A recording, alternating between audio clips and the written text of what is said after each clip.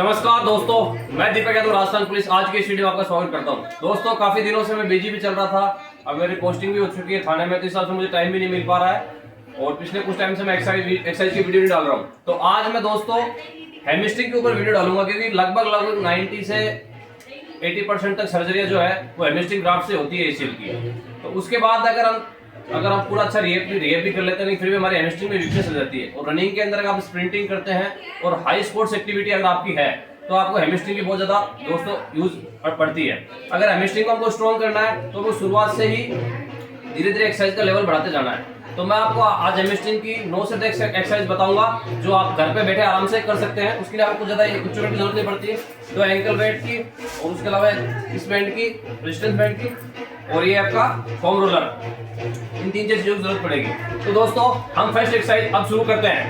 Exercise बता रहा हूँ, इसमें आप सर्जरी के 5 से 10 दिन बाद आप इनको स्टार्ट कर सकते हैं। और धीरे धीरे जब आपका पैर, जो एक्सरसाइज आपको पैर महसूस हो रहा है कि ये पैर कर सकता है, उसी हिसाब से आपको एक्सरसाइज करनी है। मैं ये लगभग शुरुआत के 0 वीक से लेकर आपको 9 मंथ तक की सारी एक्सरसाइज बता रहा हूँ। धीरे धीरे आपको एडवांस लेवल तक भी पहुंचाऊंगा इस एक्सरसाइज में। तो आप शुरुआत में एक्सरसाइज देखिए, शुरुआत में जब आपका ऑपरेशन होता है, शुरुआत में आपको ये एक्सरसाइज करनी होगी। उल्टा लेट के तो आपको हेमिस्ट्रिक को उठाना, इसमें आप धीरे धीरे जब आपका पैर उठने लग जाए, उसके बाद आपको धीरे धीरे एंकल वेट के सहारे, जैसे ये 1 kg का एंकल वेट है, ये 2 kg का एंकल वेट है, धीरे धीरे आपको एंकल वेट बांध के पैर के अंदर, और फिर उस हिसाब से आपको एंकल वेट के सहारे पैर को इस प्रकार से उठाना है। फिर धीरे धीरे जब आप इसमें निपुण होने लग जाते हैं, आपका पैर आप एंकल वेट उठाते, फिर आपको एंकल वेट बढ़ाना है, जैसे 2 किलो 3 किलो जैसे से आपका पैर आपको यूज करता है। एक्सरसाइज में दोस्तों में पैर पे एंकल वेट बांधते हुए शुरुआत में नॉर्मली करना है, उसके बाद एंकल वेट बांधना है। तो इस प्रकार से आपको पैर को अपने, जैसे आप बेड पे या किसी भी चीज में बैठे हो, उसको आपको पीछे की ओर खींचना है। आप देखेंगे आपकी हेमिस्ट्रिक पे यहाँ इस जगह सेमीटेंडिनोस जो आपका ग्राफ लेते हैं उस जगह आपको खिंचाव महसूस हो रहा है। धीरे धीरे ग्रेजुअली इसको नीचे लाना है, फिर वापस धीरे धीरे इसको ऊपर लाना, होल्ड करना है। 5 से 10 तक गिनती के 10 से 15 तक गिनती करनी है। 1 2 3 4 5 6 7 8 9 10 11 12 13 14 15, इस हिसाब से इसको धीरे धीरे वापस नीचे लाना है। इस प्रकार आप देखेंगे कि धीरे धीरे आपके हेमिस्ट्रिक में जो ये बाइसेप फीमोरस होता है, इसमें तो आपको स्ट्रेंथ रहती है, लेकिन जो इधर से जो ग्राफ लिया जाता है इसमें आपकी स्ट्रेंथ कम होती है। धीरे धीरे आप करते जाएंगे इसमें, फिर धीरे धीरे आप 1 kg से 2 kg 3 kg तक आप बढ़ा सकते हैं। दोस्तों तीसरी एक्सरसाइज में हमें किसी सहारे के सहारे में इसको इस प्रकार से बांध देना है। रेजिस्टेंस बैंड में थेरेबैंड को अपने पैर में फंसाते हुए अपनी ओर खींचना है इसको।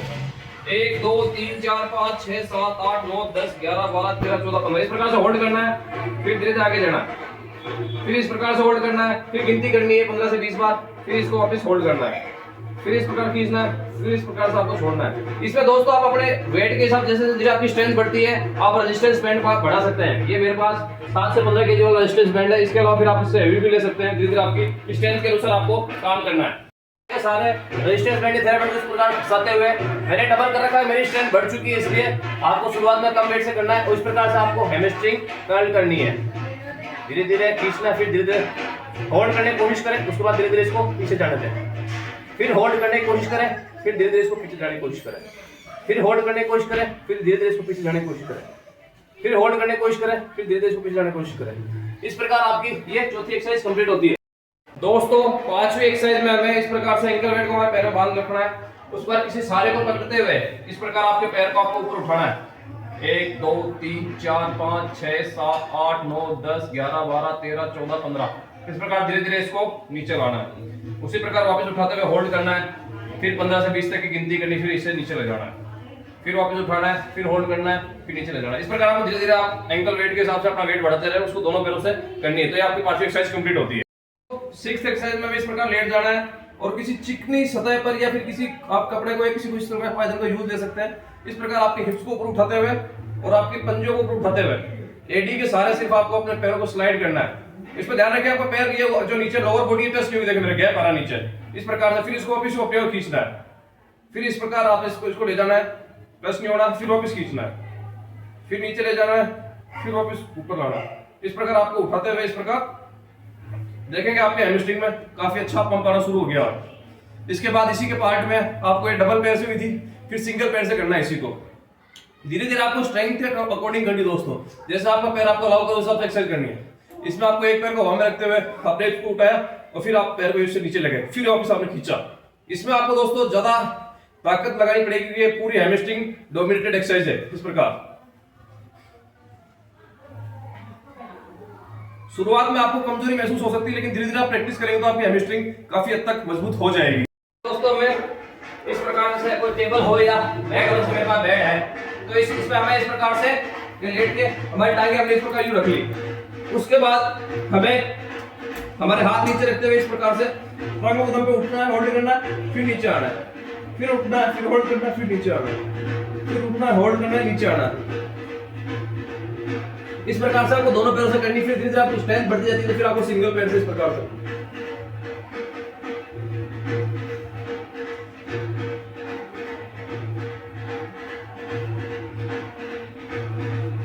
इस प्रकार से आपके हैमस्ट्रिंग को काफी मजबूती करती है।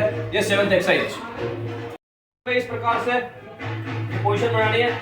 उसके बाद जिस पैर में इंजरी हुई है, सर्जरी हुई है, उस पैर का आपको एंकल वेट बांधना है। उसके बाद इस प्रकार से आपको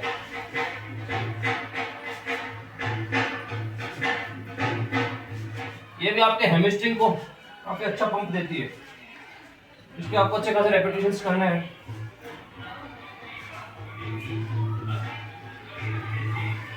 इस प्रकार से एक्सरसाइज दोस्तों में सिंगल लेग स्टांस ही करनी है हैमस्ट्रिंग की।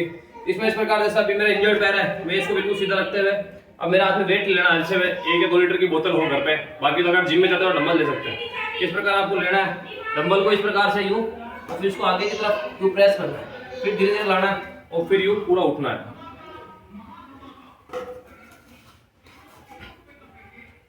इस प्रकार से शुरुआत में आपको बैलेंसिंग में दिक्कत आएगी, फिर धीरे धीरे आप इजी टेकिंग कर पाएंगे। इसको आपको दोनों पैरों से करना है ताकि आपके पीछे की हैमस्ट्रिंग स्ट्रेंथ हो जाए। 9th एक्सरसाइज आपकी कंप्लीट होती है। 10th एक्सरसाइज दोस्तों काफी एडवांस एक्सरसाइज होती है। इसमें आप प्रो लेवल कैसे कर पाते हैं, लेकिन अपन इसका नॉर्मल वर्जन तो कर ही सकते हैं। इसमें आपको इस प्रकार आपके पैरों को किसी सारे के सारे फंसाना, फिक्स करना है और फिर धीरे धीरे आपको इस प्रकार यूं जाना है। और अगर आप ज्यादा गिरते तो हाथ चेंज है। फिर उसके बाद आपको पैरों की सपोर्ट से उठना है दोस्तों, पैरों की सपोर्ट से उठना है।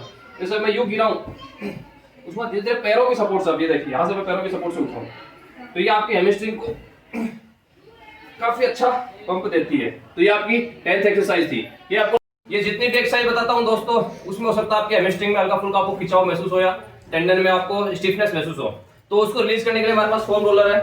तो हम जब भी अगर हम लेग्स की एक्सरसाइज करते हैं, हैमस्ट्रिंग एक्सरसाइज करते हैं, तो उसके बाद हमें पैरों को स्ट्रेचिंग करने की या मसल्स को रिलैक्स करने के लिए, ताकि उनमें ब्लड फ्लो बना रहे और उनमें स्टिफनेस नहीं हो, उसके लिए हमें इस प्रकार के फोम रोलर को पैर नीचे रखना है और इस प्रकार से फोम रोलर को चलाना है।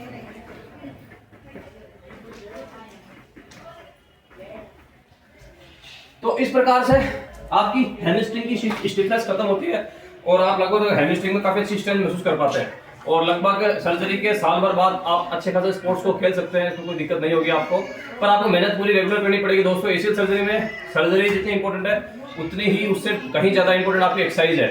आपको पेन सहते हुए एक्सरसाइज करनी पड़ेगी, कॉन्फिडेंस रखना पड़ेगा, तब जाकर आपकी एसीएल सर्जरी संपूर्ण रिकवर होगी। तो आज मेरी तरफ से एक छोटा सा प्रयास था कि मैं आप लोगों की जिस भी लगभग हैमस्ट्रिंग की जो मुझे एक्सरसाइज पता थी और जिनसे मैंने बेनिफिट उठाया है, मैं चाहता हूं कि आप इन एक्सरसाइज को करें और अपना बेनिफिट उठाएं और आपकी हैमस्ट्रिंग को स्ट्रॉन्ग करें। नमस्कार दोस्तों।